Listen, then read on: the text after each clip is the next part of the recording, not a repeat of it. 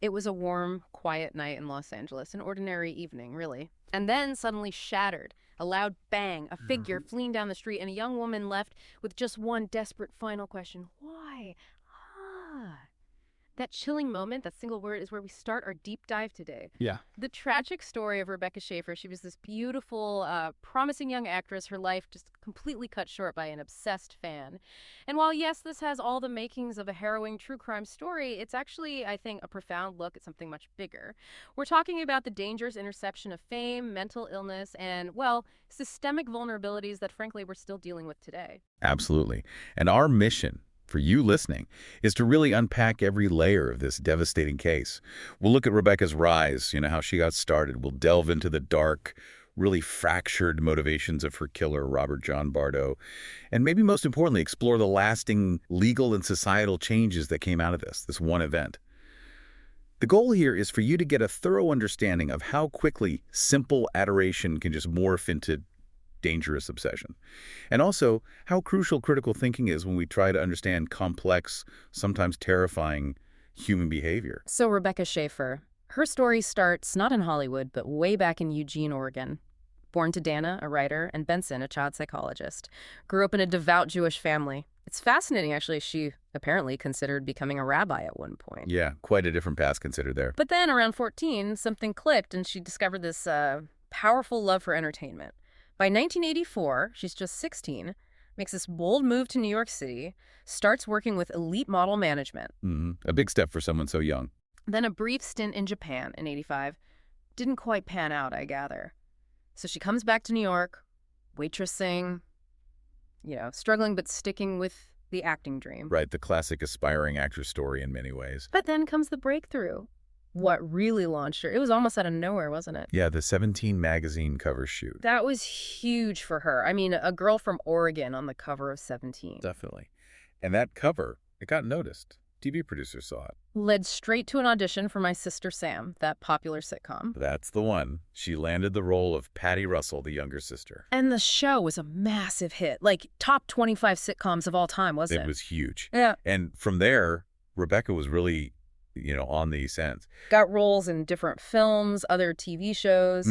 And the pinnacle, the really exciting moment for her, was landing a major role in The Godfather Part 3. Imagine that. The Godfather. She must have been ecstatic, knew it could launch her into, international stardom.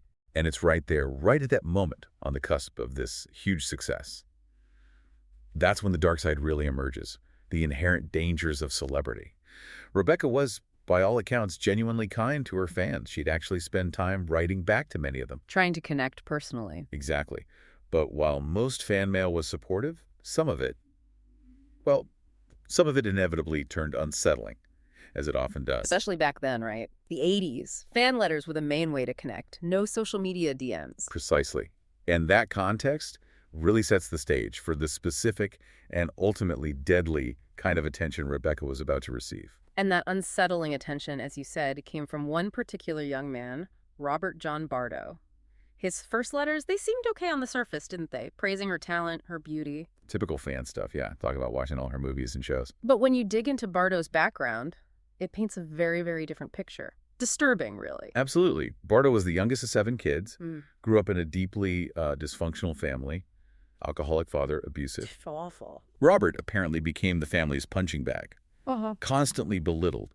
This instability led to him being placed in foster care at one point. He was unstable, threatened self-harm. Wow. His family was even described as pathological and volatile.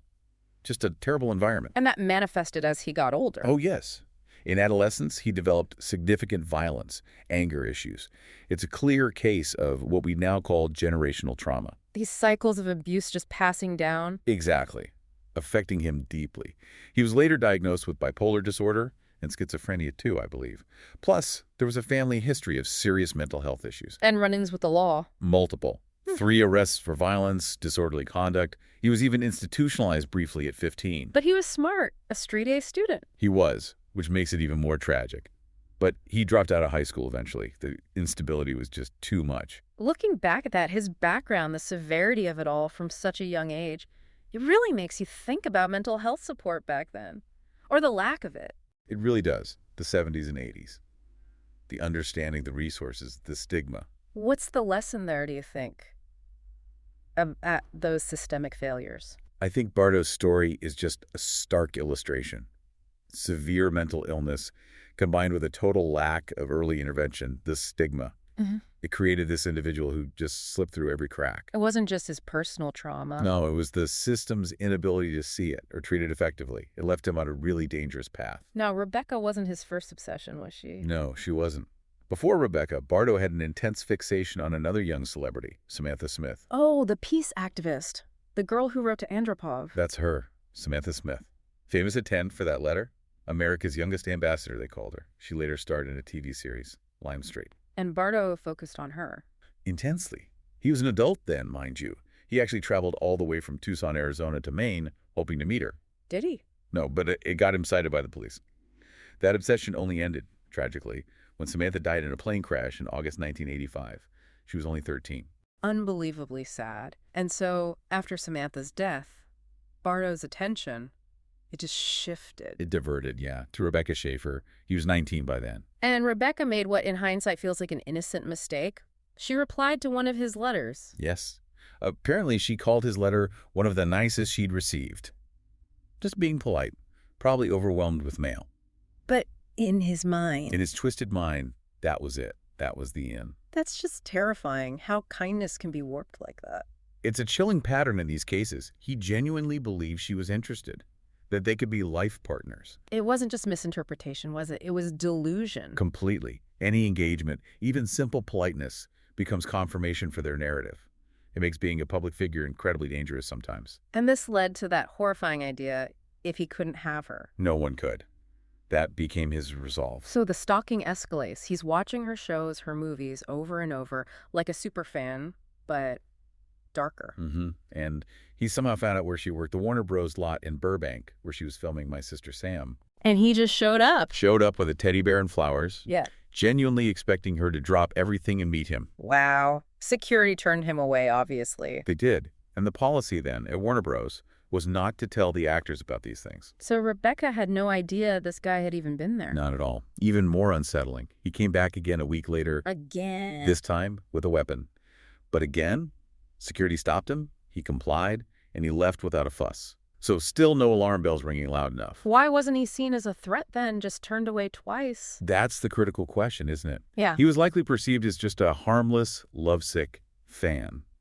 It's a common misjudgment. Happens all the time, even outside of celebrity cases. Absolutely. Identifying a truly dangerous individual among countless fans or admirers is incredibly difficult. It's a challenge for security, for law enforcement. It's not just celebrities. My own wife, just last year, had someone stalking her. Endless texts, weird voicemails. It starts as infatuation, then twists into something scary. That's terrifying. It really brings it home. It does. And in Rebecca's case, because Bardo was compliant each time, he just slipped under the radar. Rebecca remained completely unaware of the danger. And incredibly, his focus on Rebecca actually faded for a while. It did. He diverted his attention to other celebrities. Madonna was one, I think. It seemed like a pattern, almost a rinse and repeat situation for a serial stalker. But he came back to Rebecca. What triggered that? The trigger was him watching her 1989 film, Scenes from the Class Struggle in Beverly Hills. Right, you mentioned that earlier, the scene where she was. Where she was getting cozy with a fellow actor, as the reports say. For Bardo, seeing that scene just hitting, it shattered the innocent image he'd constructed of her in his mind. He lost touch with reality. Entirely. He started viewing Rebecca as his own property. He felt she was cheating on him. This completely distorted perception was the final fuse. It lit the path to what happened next. The fateful day, July 18th, 1989. Rebecca had just moved into her own apartment, West Hollywood. Feeling safe, probably excited about this new phase. Right, a secure complex, feeling independent. But Bardo was determined. He wanted to make her pay for this perceived betrayal in the movie. And he found out where she lived. He paid a detective agency in Tucson $250. $250. Yep. $250 to get Rebecca's home address from the California DMV records. That's horrifyingly easy. Just pay someone, and they get private information from the DMV. That's how it was back then, a massive privacy loophole. So he gets the address. Then what? He gets a firearm, apparently with his brother's help, hides it in a shopping bag, boards a Greyhound bus from Arizona to West Hollywood, He gets to her apartment and complex. starts going door to door, asking neighbors if Rebecca Schaeffer lived there. Didn't that raise suspicion, just asking random neighbors? Apparently not immediately, surprisingly. He eventually found her specific building. And Rebecca, meanwhile, she was expecting something important. Yeah, she's waiting for the script for The Godfather Part 3, or maybe the director. So when her doorbell rang, she rushed down to the lobby expecting that delivery. And it was Bardo. It was Bardo. Her initial reaction, according to reports, was brief. She might have recognized him from a letter. Did she say anything? She apparently greeted him nicely at first, but then sternly told him not to visit her again. And he actually left. He left. Okay. But only for about an hour. He went, had breakfast at a diner nearby, and then came back. He came back. Why? When Rebecca came to the lobby again, she reportedly had a cold look. She asked him why he was there again, told him she was busy, didn't have much time. And that was it. That flipped the switch. According to Bardo himself, yes. That was apparently what caused him to lose his cool. He felt it was a callous thing to say to a fan. His word. His twisted justification. Exactly. That was his point of no return. He pulled the weapon from the shopping bag Oh, God. and fired at point-blank range. A single shot to the chest. A neighbor saw it happen. A neighbor witnessed it, heard Rebecca's final word, that haunting why, as Bardo fled. And Rebecca. She was rushed to Cedars-Sinai Medical Center, but she died within 30 minutes. Just devastating. Bardo didn't get far, though. Arrested within a day. Yeah, back in Tucson. Found on Interstate 10, apparently bawling his eyes out, contemplating suicide. He confessed almost immediately. The trial. His defense tried an insanity plea. They did. Cited his diagnosed bipolar disorder and schizophrenia. Claimed he wasn't aware of his actions, wasn't responsible. But the prosecution had strong counter-evidence. Very strong. They pointed to all the premeditation.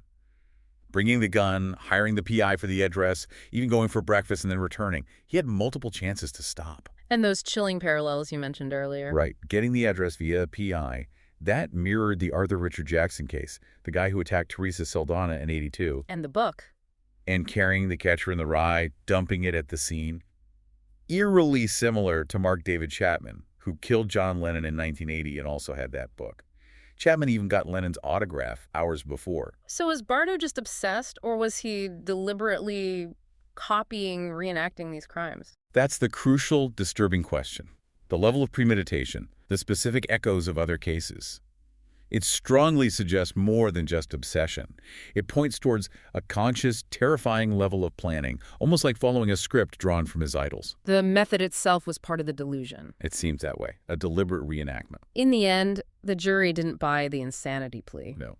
Bardo was found guilty of first-degree murder, sentenced to life in prison without parole. And he's still serving that sentence, even after being attacked in prison. Yes, he survived an attack back in 2007, recovered, and remains incarcerated. The impact of Rebecca's murder, it was massive, wasn't it? It really shook Hollywood, led to actual changes. Profound changes. It was a wake-up call. Stalking finally became officially recognized as a crime in California, with laws drafted starting in 1990. And the DMV loophole. That led directly to the Driver's Privacy Protection Act, the DPPA, enacted federally in 1994. Stopped DMVs from just handing out home addresses. Huge. And restraining orders became stronger, too. Yes, victims could get 10-year restraining orders, much more significant than what was available before.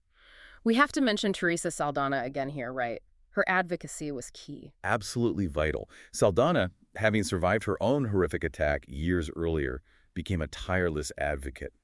She lobbied hard for those anti-stalking laws and the DPPA.